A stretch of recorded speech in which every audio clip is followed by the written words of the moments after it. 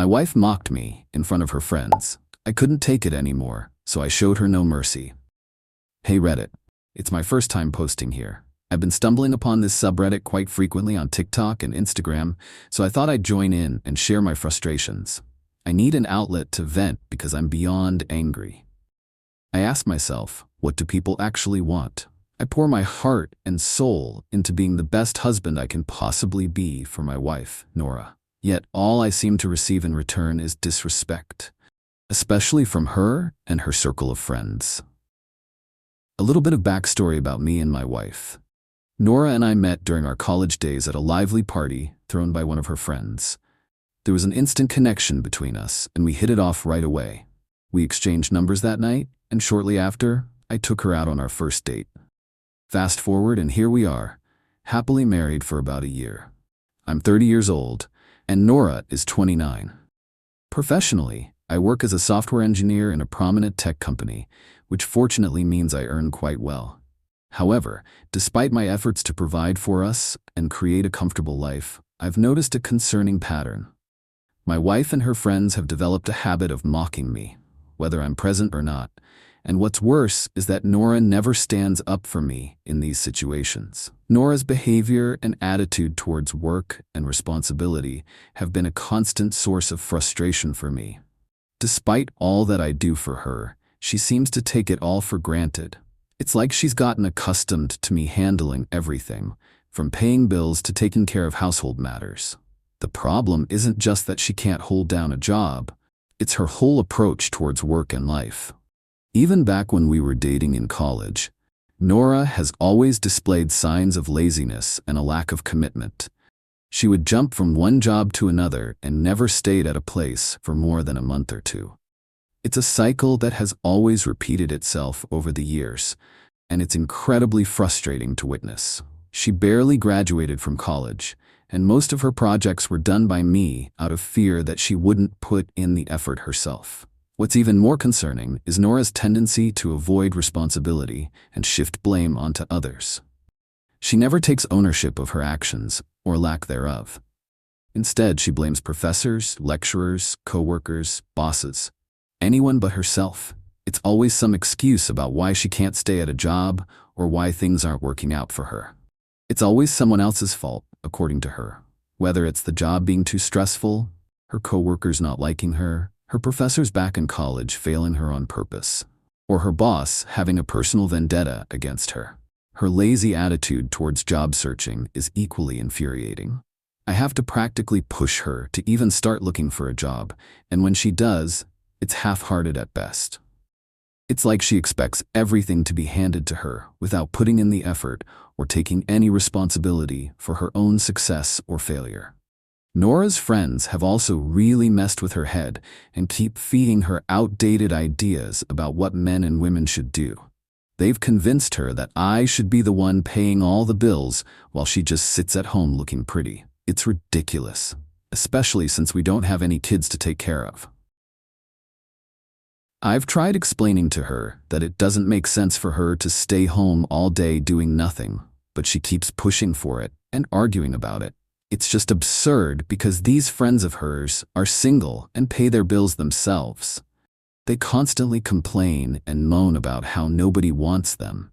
But who would want a person that thinks like that?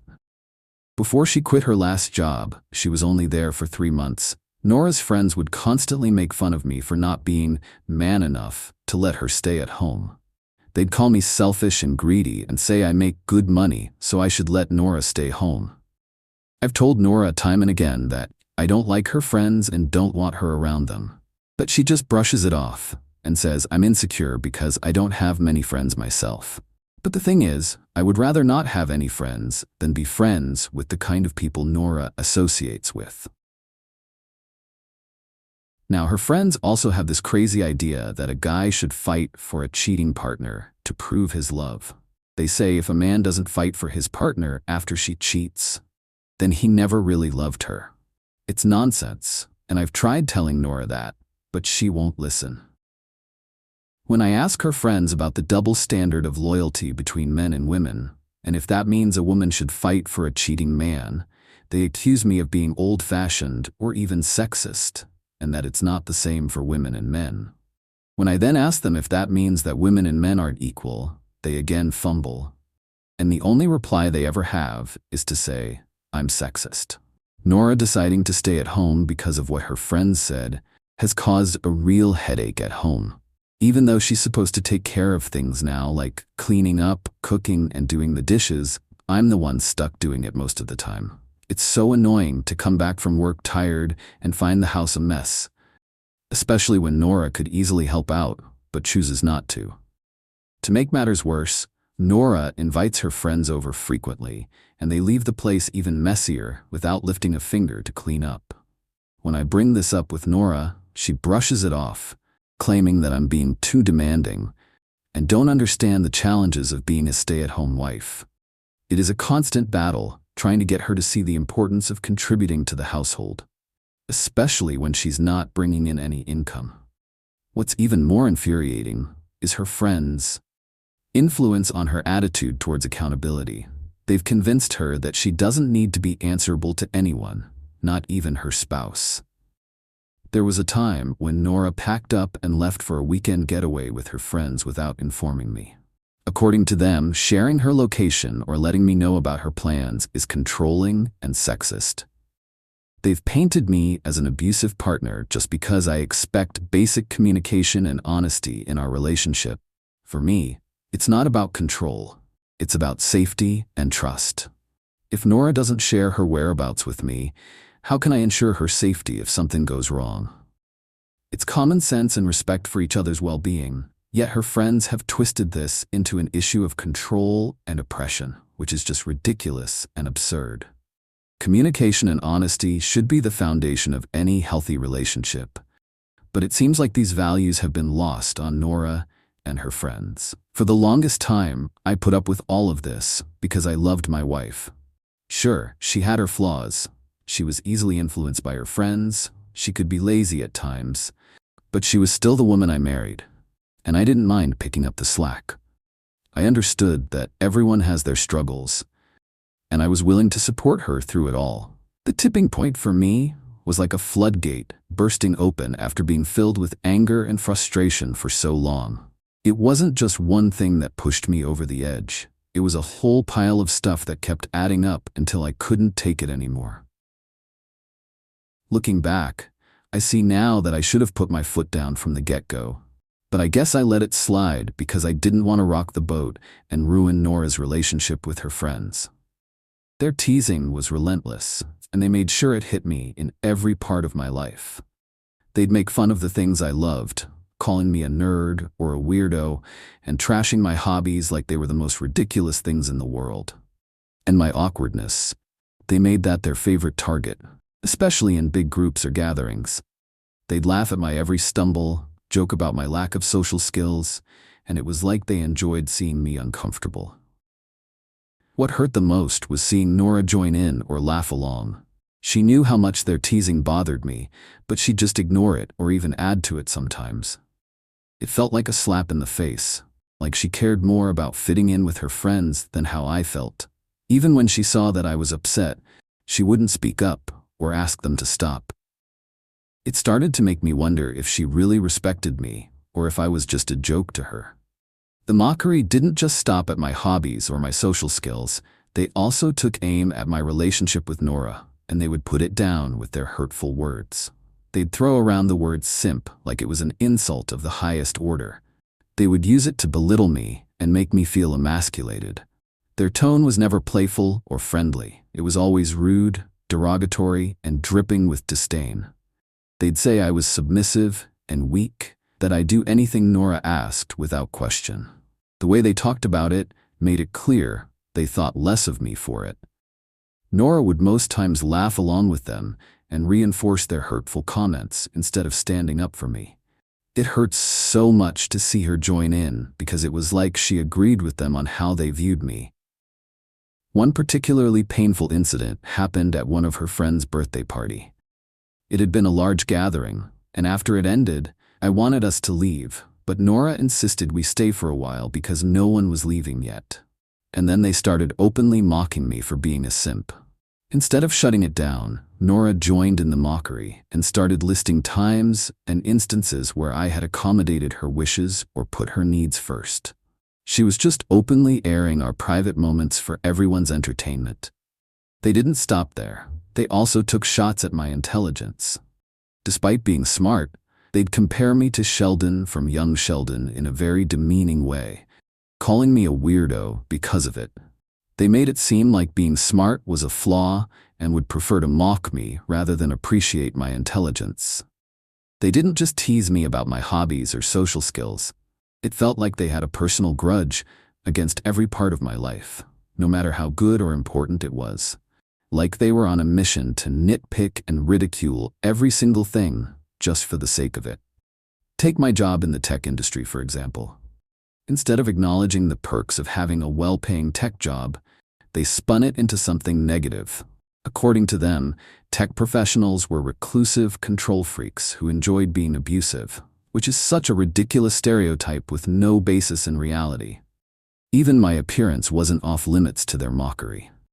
Despite staying fit, hitting the gym regularly, and taking care of myself, they found ways to turn it into a joke.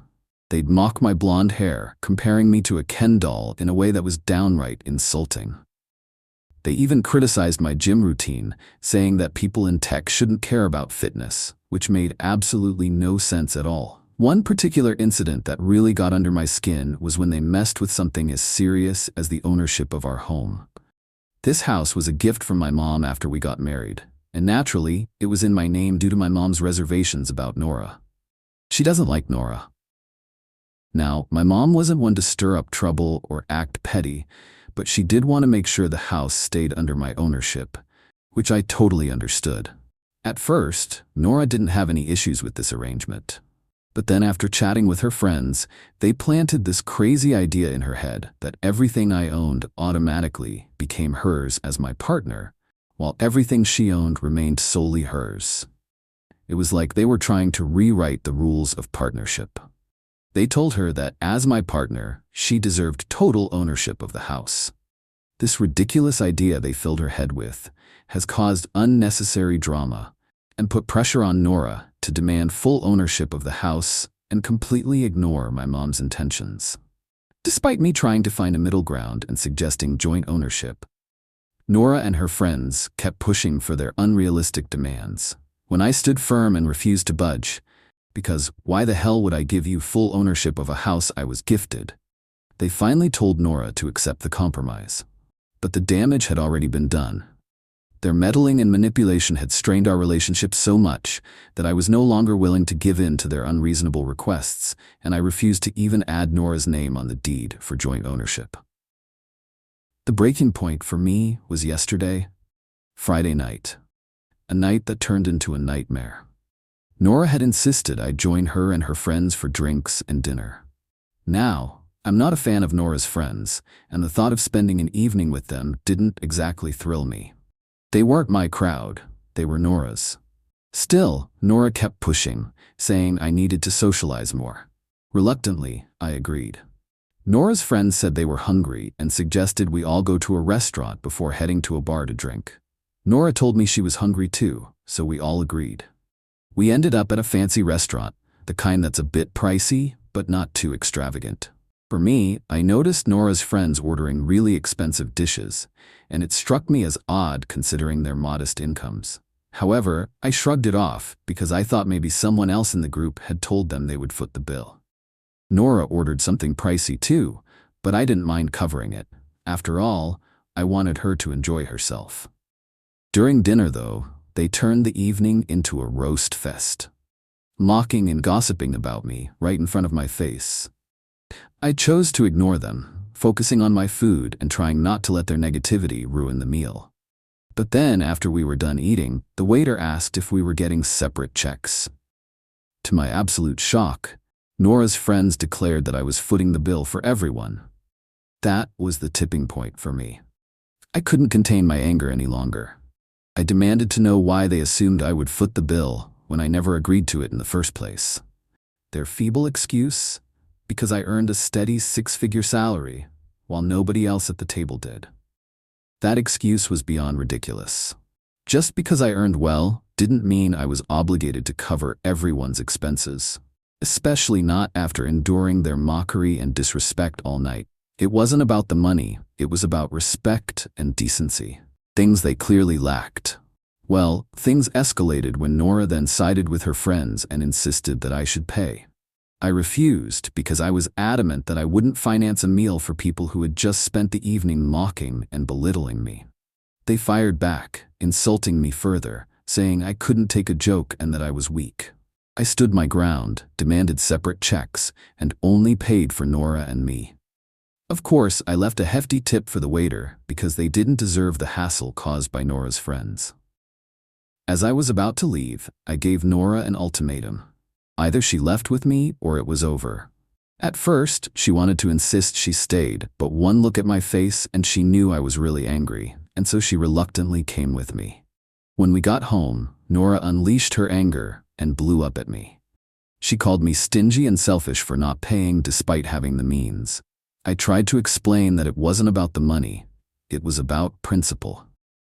But she dismissed it. She said her friends were just joking and I was too insecure to handle it. I just ignored her and went to bed because I didn't know what else to say. She had joined her friends in humiliating me and was now mad that I didn't want to bend over backwards for her anymore. The next morning, things were still very frosty, to say the least. She didn't even bother with a simple good morning and continued her silent treatment. I decided not to go out of my way to make breakfast like I usually did on weekends. We ignored each other for hours until she finally approached me. She laid down her ultimatum. If I wanted her to stop ignoring me, I had to cough up the money to cover her friend's extravagant dinner bill. She argued that they were still fuming over what they saw as my embarrassing behavior and selfishness. I couldn't believe what I was hearing. After everything that had transpired, she wanted me to fork over money to appease her friends' wounded egos. I didn't beat around the bush with my response. I flatly refused, telling her to forget it. She then threatened to withdraw money from our joint account to settle the bill. That was a line I wouldn't let her cross. I warned her sternly that if she dared touch our shared funds without my consent, she'd better start looking for a job to replace the money. Naturally, my refusal set her off again, and she went right back to giving me the cold shoulder. So yes, that is my dilemma. I'm currently writing this from the kitchen, LOL. I feel so angry and disrespected. Frankly, I feel like an idiot. Any advice on how to navigate this whole shit show would be appreciated though. Thanks for listening.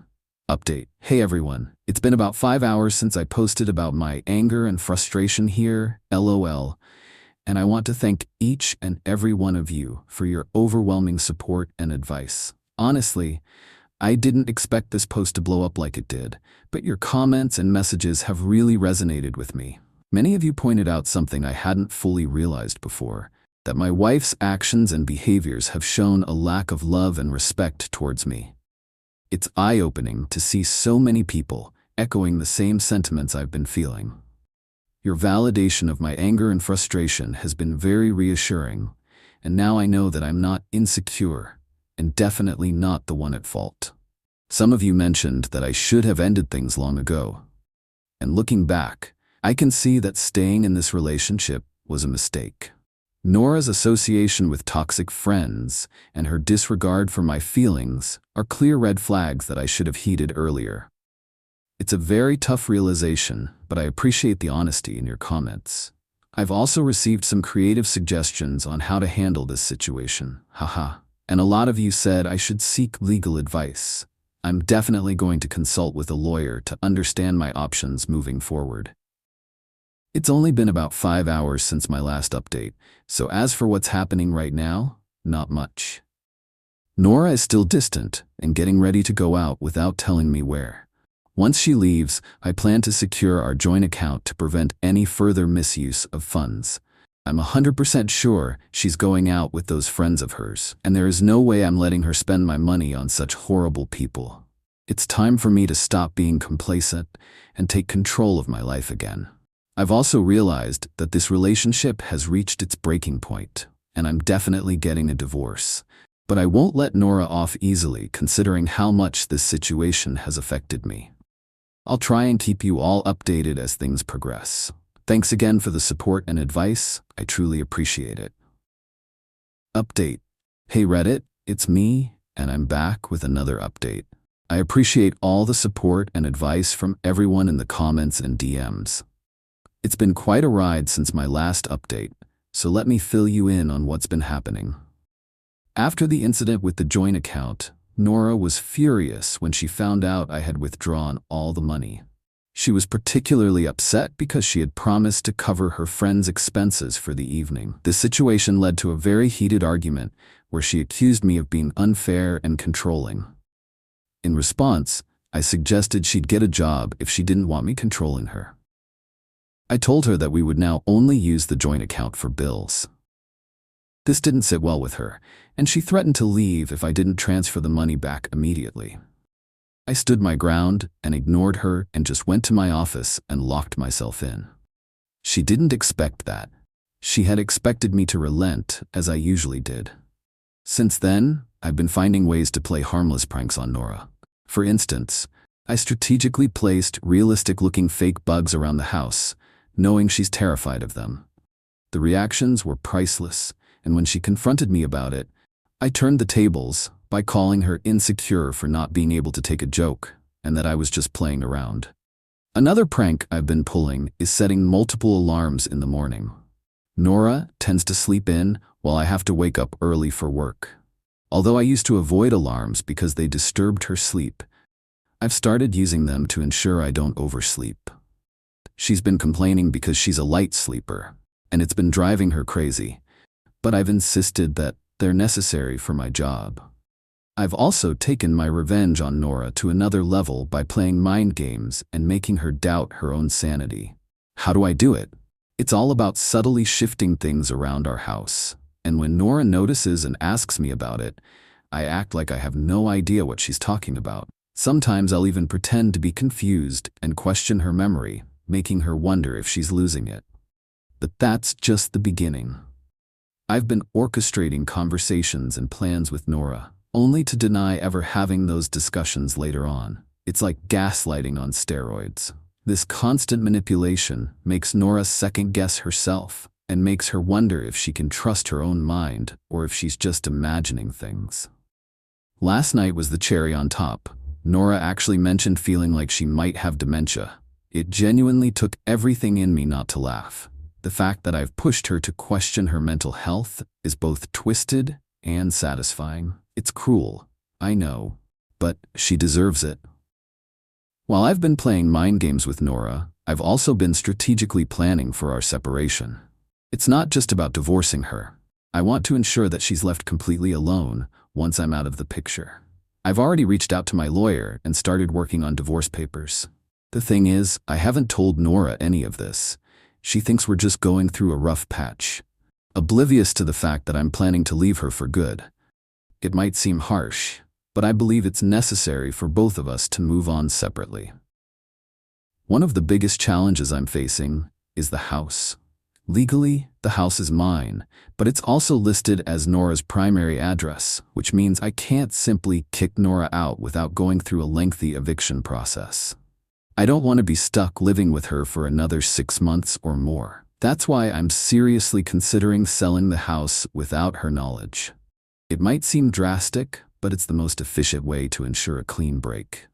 If I were to do that, I'd have to move back in with my mom temporarily until I either get an apartment or buy another house. It's a pretty practical plan, if I say so myself.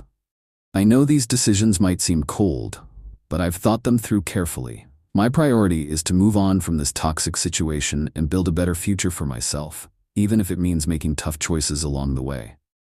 Update. Hey Reddit, it's been a while, but here's the latest update. Life has been pretty slow lately, and I honestly forgot to update, so my apologies for that. Now on to the actual update. Nora is finally out of my house. It's something I should have done ages ago, but I finally took the step and kicked her out. How did I do it? Well, I decided that if I was going to kick her out, I needed to do it with one last big statement. So I executed what you could call the ultimate prank. Although it wasn't really meant as a prank, but more as a way to punish her. I swapped out her shampoo and conditioner with a hair removal product, and you can probably guess what happened next. She used it several times before realizing what was happening, which I found surprising because the hair remover does have a distinct smell. As a result, she ended up with a really bad haircut, with chunks of her hair falling out. She was so scared that she had alopecia that she insisted on going to the hospital to get tested. I had to hold back my laughter every time I saw her hair.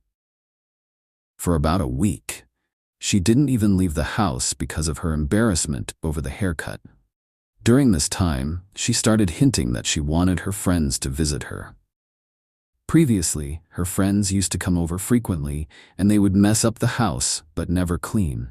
Their visits stopped after the incident at the restaurant where I refused to pay for them. I knew her friends would only mock me more if they came over, so I refused to let them. Instead, I suggested that she visit them. At first, she hesitated because of her haircut, but I pointed out that she could easily cover it with a hoodie or something and go see them. She thought it was a good idea and immediately got ready to leave. Her friends came to pick her up, and I took that opportunity to pack up all their belongings and put them outside on the porch. I also packed a bag for myself and went to stay with my mom to avoid dealing with her screaming and tantrums when she returned and found her things outside. It was my way of saying, enough is enough, and I'm moving on without her drama.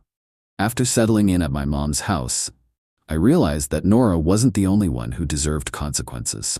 Her toxic friends had played a significant role in influencing her behavior.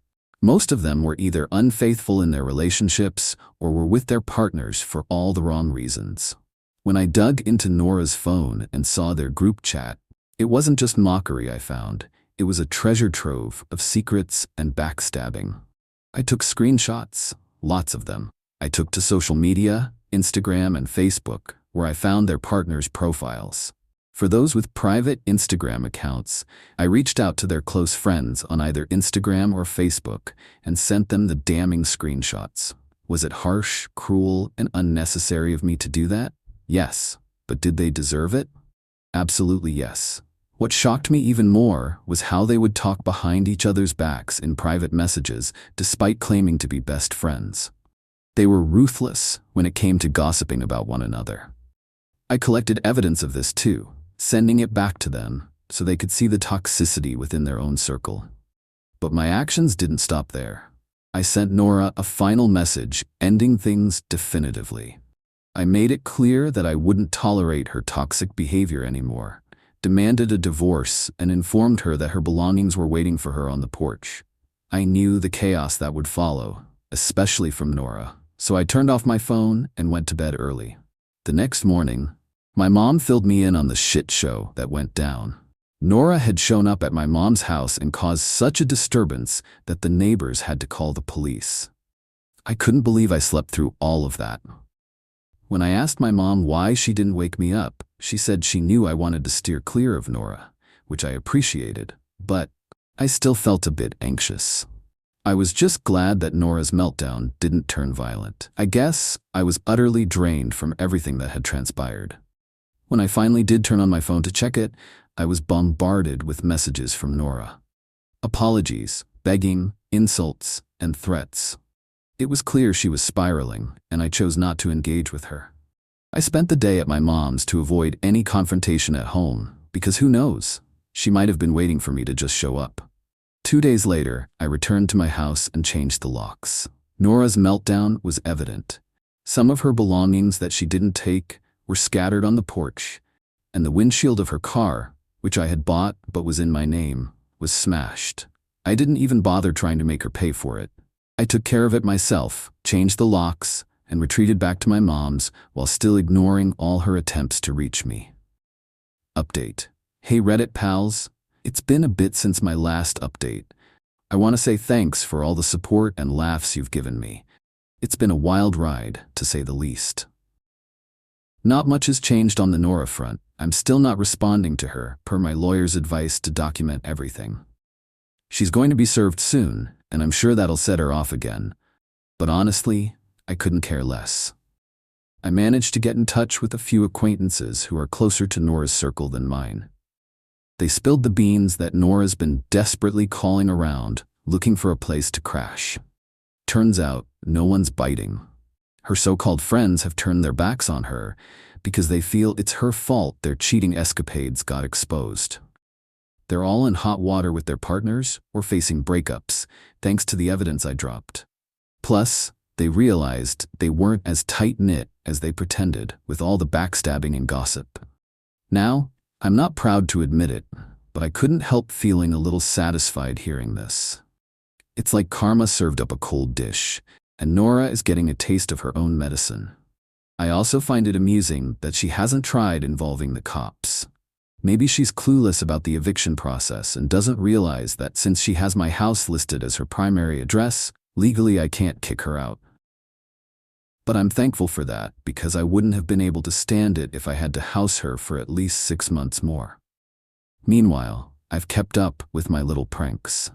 I signed Nora and her buddies up for a flood of spam emails. Their inboxes are probably overflowing by now. And to top it off, I played a little trick by putting Nora's number on those bogus celebrity fan sites, claiming it's some celebrity's leaked contact information.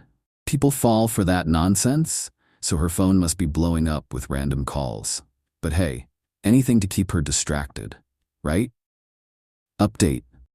Hey Reddit folks. It's been a minute since my last update, and I apologize for the silence. I've been dealing with the whole court ordeal, and let me tell you, it's been quite the roller coaster. The good news? I emerged from it with a major win. Nora did manage to snag a bit of early money, but it's peanuts compared to what I retained.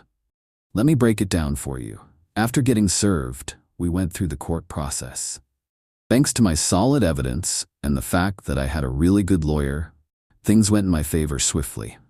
Nora got a small chunk of early money, but thankfully, it won't make a dent. I got to keep my house and a bunch of other assets.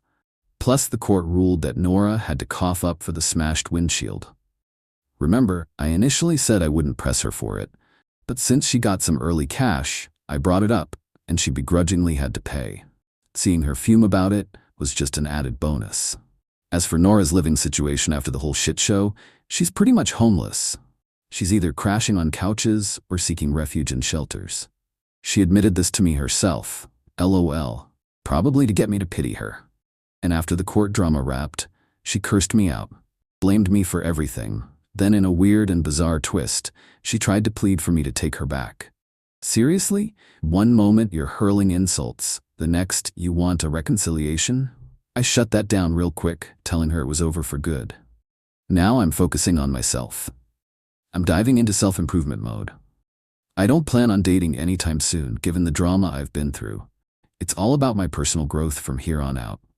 Huge shout out to everyone who supported me through this wild ride. This will probably be my last update. This Reddit post exceeded my expectations, and I'm grateful for the amazing support. Thank you all so much. Update. Hey Reddit pals, I'm back with another update, despite saying that my last one would be the final chapter. It's heartwarming to know that many of you are still interested in what's going on in my life. So, here's a little glimpse. Since cutting Nora and her toxic circle out of my life, things have been significantly better. No more mocking, no more negativity about my hobbies or interests. I took the opportunity to deep clean the house, and let me tell you, maintaining cleanliness without Nora around to create chaos has been a breeze. On the work front, I actually snagged a promotion. It's been a very rewarding validation of my hard work and dedication. As for dating, well, that's still on hold. It might be a while before I dip my toes back into that scene, but I'm okay with that. Self-care and self-prioritization are key right now, LOL. As for Nora's whereabouts, I'm not entirely sure. Last I heard, she was still struggling with homelessness. Which is good for her, I guess. It seems she's stuck in the same cycle of job hopping and facing challenges in employment due to her qualifications and work history. Despite everything, I'm looking forward to a positive future. Thank you, Reddit, for all your support and interest in my life. Here's hoping for brighter days ahead for all of us.